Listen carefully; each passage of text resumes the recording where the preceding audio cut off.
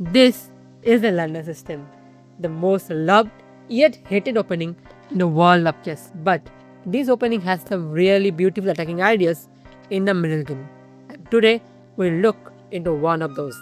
The game starts with pawn to d4, black responds with knight f6, you play bishop f4, developing the bishop, e6, e3, c5, knight f3, knight c6, c3, making a pyramid of the pawns, a6, knight bd2, d5. Till now, both the sides had followed the principle of a good opening play, controlling the center and developing the minor pieces. White plays bishop d3 and black plays bishop d6, attacking our bishop. We can drop the bishop back, and if black takes it, we get an open file for our rook. And after black castle, we just go knight to g5 and creating a deadly attack along the queen. Maybe the queen also joins the attack, and the king would have a very bad time in the coming future. But this is one of the most common line, and most players might know this. But what they don't know is, instead of dropping the bishop back or exchanging it, you would place your knight on e5, and most players here would recapture with the knight. And this is already a mistake, because you can play d cross e5, and this is a 4, and you are winning the game. But what if the bishop captures the knight? You get back the bishop for a knight, plus you are kicking this knight, so this knight needs to go back.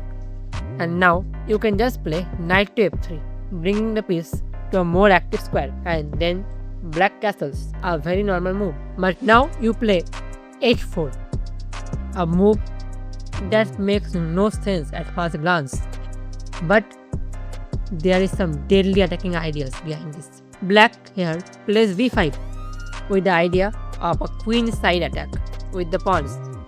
But here you can sacrifice your bishop on h7, a ideal Greek gift sacrifice. And if black accepts it, your knight jump to g5, and that is why the pawn was needed to protect the g5 square, and now king had very little options left.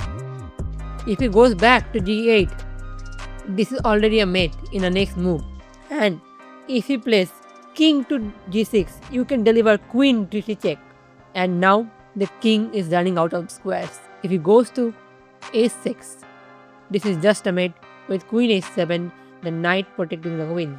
And if he tries to block the check with f5, you have en passant. The king captures the pawn, and you fork both the rook and the king.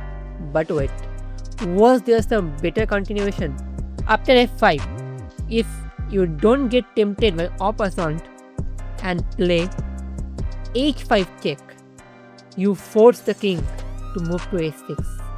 And now there is one beautiful discovered attack with knight e6. The bishop attacks the king, and the knight attacks both queen and rook. The king needs to move back, and the queen is yours. And from this position, I hope you know how to win.